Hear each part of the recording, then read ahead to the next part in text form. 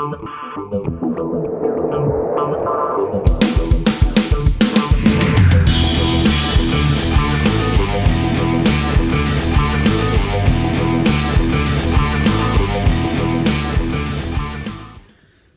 going on, my friends? Todd Falcone here. If you guys could see the some of the ways I set up my camera, sometimes you'd probably laugh. I've got two pillows stacked up on a table, leaning up, and my camera's leaning up against an apple. So I'm in here in the business center getting some copies done for an event that I'm doing here in Manchester on Saturday, and I just wanted to talk really quickly about the subject of ethics and integrity when it comes to recruiting and prospecting and network marketing, and what we as independent individual people, human beings in this business, should do or can do. And do we sit on the sidelines and watch stuff happen? Do we become tattletales of the profession? I mean, what's the right thing to do? Well, here's the way I look at it. Okay, so yesterday I saw a really aggressive post that was put into one of my groups that I moderate, and it was just, you can go back to my fan page, or that's probably the only place I'm actually going to put this video, and you can see the actual post. And it's just ugly. The nature of it, the language in it is just not. I don't know. It's not doing justice for the network marketing space in general. And I think there's already a level of some scrutiny that we have as an industry, as a profession. We have to cross our T's and dot our I's and do things in a way that we're not exaggerating incomes or being too overly focused on recruit, because we've got to gather customers. It's a critical part of the business. Being careful about income claims. And this is an interesting discussion to even open up, because what can we say? What can't we say? What's right? What's wrong? And what's going to get us in trouble? I don't really know. I mean, you can't show your check, okay? Showing your check is considered enticement. So you can't show your check. Using language like you can make 50 grand a month in our business, that may be true. You can make as much as you want in your business, but you've got to make sure you have an income disclosure statement attached to whatever statement that you're making.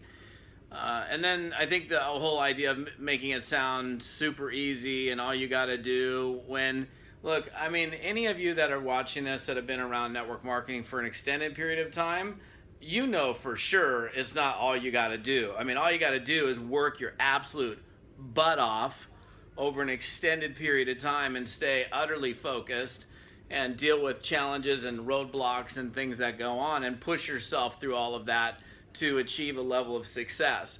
I'm doing this video because here's the thing. When you see something that's happening, instead of sitting by and watching it, if you think or it's not right, and if it's happening even in your own organization, I think it's important for you to call the person out.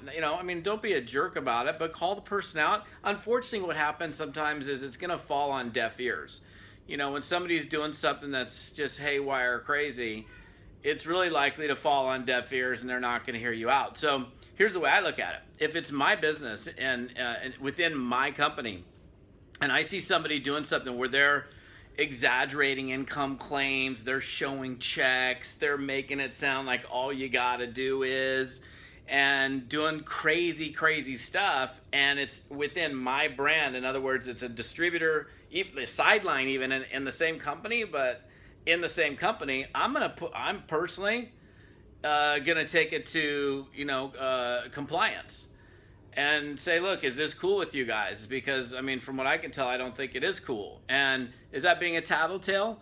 No, it's protecting your brand, because that person, that individual, through their actions is actually putting the entire brand that you represent at stake. So I think we as independent distributors within any company, you want to be looking out for the security and the longevity of the brand that you represent by making sure that people aren't doing stupid stuff. And the other part of it is, I know this because I've seen this happen in this existing organization, that there are new people coming into this particular company or a group that I've actually referenced a few times because I'm seeing it happen quite a bit with this particular organization.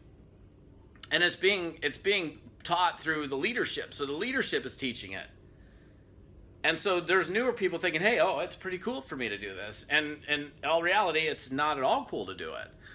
So I don't know. I'm just a fierce protector of network marketing, and I hate seeing companies get into trouble with regulatory agencies. People work so damn hard to create a future for themselves, to have it, collapse because of some idiot doing, just marketing in such a way that just causes everybody to get in trouble. I think that, that's like you're stealing from my family when you do that. Like, when you create that kind of situation, you got to look at it like that. They're literally taking food and your roof, the roof off of your head and food off of your table when they put your brand at risk. Now, this doesn't mean run out and tattletale on everybody, but if you're looking at something and you're like, that's not right, I know that isn't right, then call them on it. Call them out on it, nicely. And then if they're not going to react or respond favorably, then hey, take it to your compliance department. So funny because people bitch and moan all the time about compliance departments. Oh, compliance won't let me, compliance. And I've bitched and moaned about compliance departments. But you know what? Looking back, I'm thankful for a strict compliance department that holds to the company's, the brand, keeping the brand intact and their policies and procedures, and not letting people do stuff that causes or potentially causes the brand to suffer. So just something to think about. Look out for your long-term and your company's long-term best interest by being observant of stuff that people are doing in the marketplace, that if it's not right, then don't just sit by idly letting it happen. Step up and do something about it. So anyhow, that's it. I'm going to go finish my printing and have a couple more days here in London, and then actually one more day. I'm off tomorrow to Manchester to go speak for a big group. So hey, hope you're having a super day. We'll see you.